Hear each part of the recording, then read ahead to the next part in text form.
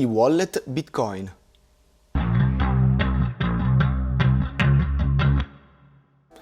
Bentornati ragazzi, oggi andiamo un po' nella ciccia, cominciamo a vedere cose un po' più pratiche come e-wallet Bitcoin. Avevamo già accennato in un video precedente la funzione dei wallet, ma oggi li vediamo nel dettaglio. Comunemente un wallet è considerato un portafogli, come quello che possiamo tenere in tasca, ma in realtà non è proprio così. Un wallet dovrebbe essere paragonato più ad un portachiavi, ok? Perché, come abbiamo detto, noi non custodiamo i bitcoin. I bitcoin sono e rimangono sulla blockchain, sul registro distribuito, e di lì non si muovono. Noi invece conserviamo le chiavi crittografiche che ci permettono di trasferire la proprietà di quei bitcoin. Un wallet è quindi un software con una bella interfaccia utente, o brutta, dipende dai wallet, che ha la possibilità di controllare la blockchain e di verificare quindi se le nostre chiavi pubbliche contengono dei bitcoin. E quindi può mostrarci il saldo e con le nostre chiavi private associate alle chiavi pubbliche ha la possibilità di spendere quei bitcoin. Esistono diversi tipi di wallet e con diverse funzioni. Possiamo trovare i custodial wallet, i non custodial wallet, i software wallet, gli hardware wallet o i watch only wallet. Ne esistono anche di altri tipi, ma oggi ci concentriamo solo su questi. Non mettiamo troppa carne sul fuoco che ce n'è già abbastanza. Faremo poi giusto un accenno sui paper wallet, che però sono un pochettino particolari e quindi così è giusto parlarne. Ma che differenza c'è tra questa pappardella di nomi che vi ho citato? Lo vediamo subito e lo facciamo con una metafora, sperando di non confondervi le idee. Allora, immaginate di essere un ragazzino e di avere la vostra bicicletta in un portabici legata con una catena per strada, ok? Oggi, visto che è una bella giornata, decidete di prendere la bicicletta e di andare a fare un giro al parco. La bici è lì, in bella vista per strada, e tutti possono vederla, ma nessuno può usarla perché nessuno ha le chiavi del lucchetto per togliere la catena. Anche voi per usarla avete bisogno della chiave per aprire il lucchetto e poter prendere la bici, giusto? Bene, ma chi ce l'ha questa chiave? Qui si aprono due scenari. La chiave ce l'ha vostra madre nel suo portachiavi o la chiave l'avete voi nel vostro portachiavi che tenete in tasca. A questo punto potreste dirmi, sì, ma che problema c'è? La bici è mia, la prendo quando voglio, mia madre mi darà sicuramente le chiavi. Sì, teoricamente sì, ma proviamo a ragionare per assurdo. Con lo scenario 1 voi dovrete sempre chiedere il permesso a vostra madre per poter usare la bicicletta e lei può decidere quando la usate e quando no. Inoltre potrebbe anche decidere di usare la vostra bicicletta e nessuno può impedirglielo perché ha lei le chiavi del lucchetto. Potrebbe perdere il portachiavi e quindi perdere anche le vostre chiavi. Oppure potrebbe anche decidere di scappare con la vostra bicicletta e non farsi più vedere. Scenario un po' macabro, lo so, però va giusto bene per il nostro esempio. Con lo scenario 2, invece, non dovrete chiedere il permesso a nessuno per poter usare la vostra bici. Nessuno può impedirvi di usarla e nessuno può usarla al vostro posto, né rubarvela. Tutto questo perché avete voi la chiave del lucchetto. Ora provate a sostituire la bici con i bitcoin e la mamma con un ente terzo, che può essere un exchange o una banca o un fornitore di servizi. Se guardiamo lo scenario 1 abbiamo descritto un wallet custodial, ovvero un wallet che vi permette di fare le transazioni, le varie operazioni, ma dove voi non possedete le chiavi private, quindi sostanzialmente non siete in possesso dei vostri bitcoin, perché, come per la mamma con la bicicletta, chi possiede le chiavi, sia esso un exchange o anche un amico a cui fate gestire i vostri bitcoin, è lui che può decidere se farvi spendere o meno i vostri bitcoin e può anche decidere di non darveli più. Può fallire e portarseli dietro, può scappare o può semplicemente perdere le vostre chiavi. In ogni caso il risultato è che voi avete perso tutto. Se invece ragioniamo con lo scenario 2, tutto questo non può accadere. Nessuno potrà decidere di prendervi i vostri bitcoin e nessuno potrà impedirvi di usarli. In questo caso abbiamo descritto un wallet non custodial. Questa è la prima distinzione che dobbiamo fare ed è la più importante, mi raccomando, stampatevela in testa. Scegliamo sempre i wallet non custodial, ok? Abbiamo detto che i wallet sono dei software che installiamo sul nostro computer o sul nostro cellulare. Li troviamo sotto forma di programmino da scaricare o app o estensioni browser, quello che volete. Queste tipologie di wallet vengono appunto definiti software wallet per distinguerli da un'altra tipologia detta hardware wallet o paper wallet anche. Gli hardware wallet sono proprio dei dispositivi fisici che hanno il compito di custodire le nostre chiavi private e lo fanno offline su un dispositivo fisico. Sembrano delle chiavette USB e sono fondamentali perché quando utilizzerete un wallet a cui avete collegato questa chiavetta, il wallet non potrà inviare la transazione, ma avrà bisogno che voi la firmiate fisicamente, che diate l'ok proprio con i tastini con il vostro hardware wallet, altrimenti la transazione non parte. Gli hardware wallet li troverete anche sotto il nome di signing device, che per assurdo è anche più corretto, perché sono dei dispositivi appunto che si occupano di conservare ma soprattutto di firmare offline le transazioni, quindi signing device. I wallet possono essere anche categorizzati in hot wallet e cold wallet. Quando sentirete parlare di hot wallet significa che vi state riferendo ad un wallet che ha al suo interno le chiavi private per poter firmare le transazioni e che è connesso a internet. E quindi è potenzialmente più rischioso, perché c'è una più alta probabilità che possa essere attaccato da virus, malware o da soggetti che riescono a entrare nel vostro computer e a fare dei danni. Attenzione, anche se il vostro computer è connesso a internet, ma il vostro wallet non è aperto e quindi non è connesso, siete comunque esposti a rischi, perché sarà tutto il vostro computer ad essere compromesso. In questo caso tutti i software wallet installati su PC connessi a internet o a cellulari sono potenzialmente a rischio. Quando invece si parla di cold wallet ci si riferisce a quei wallet che non sono connessi a internet, che sono offline, come ad esempio appunto gli hardware wallet o i paper wallet. I watch only wallet invece sono semplicemente dei wallet all'interno dei quali noi inseriamo solo la nostra chiave pubblica, non quella privata. In questo modo il wallet, conoscendo le vostre chiavi pubbliche, sarà in grado di controllare la blockchain per verificare se alle chiavi che le abbiamo fornito sono associati dei bitcoin e restituirci poi il saldo. Quindi noi vedremo quanti bitcoin abbiamo, ma non potremo spenderli.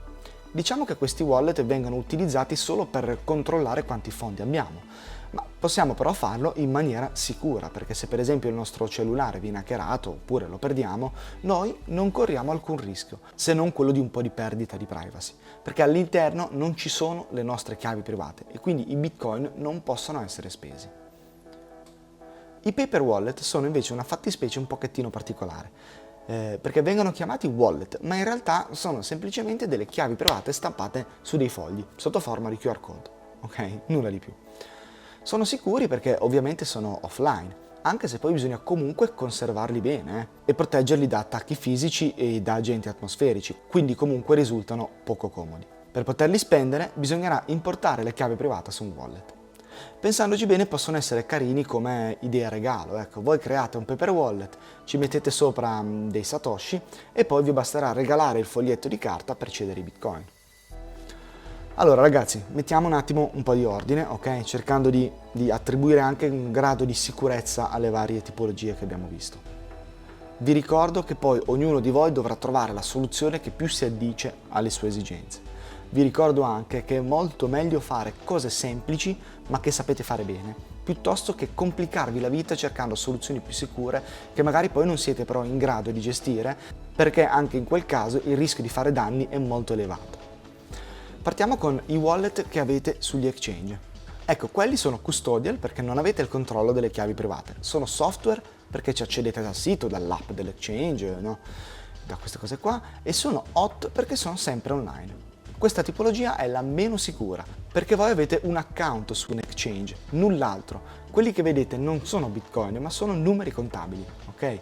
Inoltre, oltre al rischio di non custodire le vostre chiavi, vi accollate anche tutto il rischio di controparte. Anche i wallet che scaricate e vi richiedono solo una mail e una password per accedere, ma non vi forniscono il SID, sono custodial. Senza il SID non controllate i vostri fondi. L'accesso a questi tipi di wallet avviene tramite appunto o l'accesso all'exchange o con username e password. Proseguiamo con i wallet per cellulari. Questi solitamente sono non custodial perché ci forniscono SID. Sono software perché sono delle app comunque e sono hot perché comunque hanno le chiavi private al loro interno e risiedono su un dispositivo che è sempre online. Questa è già una buona soluzione perché abbiamo il controllo delle nostre chiavi.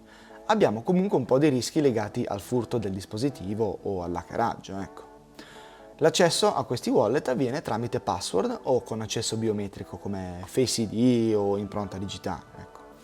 Qui però si ha già un grado di sicurezza in più, perché per assurdo, se uno vi ruba il telefono e conosce la password per accedere al vostro wallet, potenzialmente può rubarvi tutto, ok?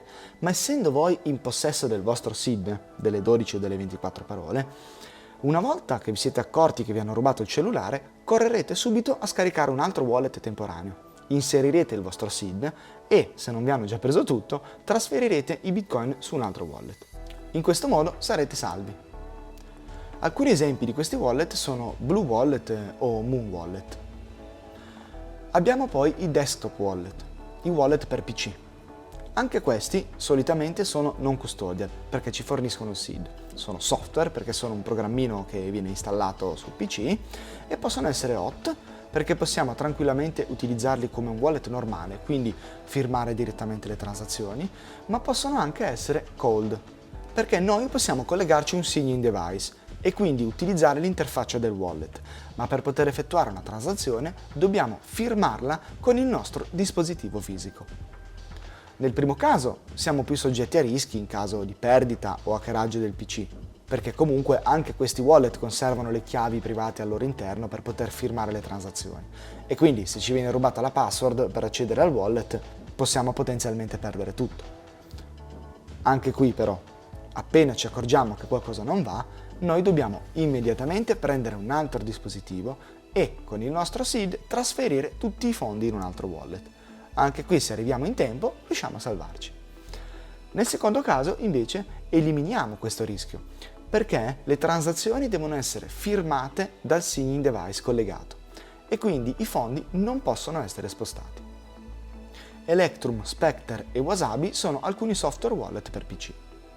Infine abbiamo gli hardware wallet, i signing device. Come abbiamo detto prima, questi sono proprio dei dispositivi fisici che hanno il compito di conservare le chiavi private e di firmare offline le transazioni.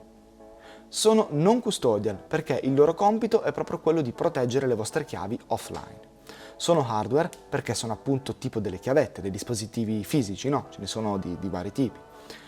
E sono cold perché non sono connessi a internet. Per poter inviare una transazione dovrete collegare il vostro signing device ad un software wallet che solitamente viene fornito dalla casa costruttrice, ma potete tranquillamente utilizzarne un altro. Anzi, è un'ottima pratica utilizzare un altro tipo di software wallet e non quello magari della casa madre e collegare il vostro software wallet a un vostro nodo, questo sarebbe l'ideale. Si possono usare per esempio Electrum o Wasabi.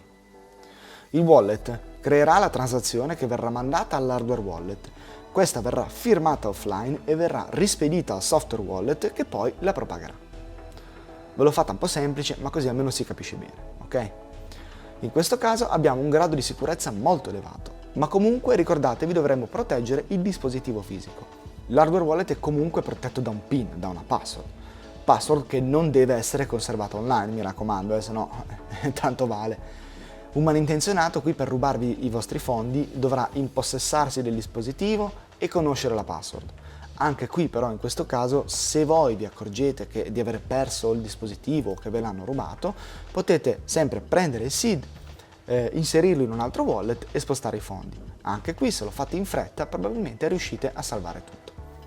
Bitbox02, Coldcard, Ledger, Trezor, Jade sono alcuni dei diversi hardware wallet presenti sul mercato. Vi ricordo che è sempre preferibile scegliere wallet Bitcoin only perché sono più sicuri e meno esposti a vulnerabilità. Ma ora che li abbiamo visti tutti, quale dobbiamo scegliere per essere in sicurezza?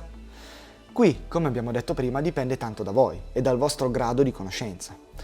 Possiamo dire però una cosa, questa la possiamo dire, che la custodia dei vostri fondi sugli exchange è sicuramente da evitare, a meno che non facciate trading.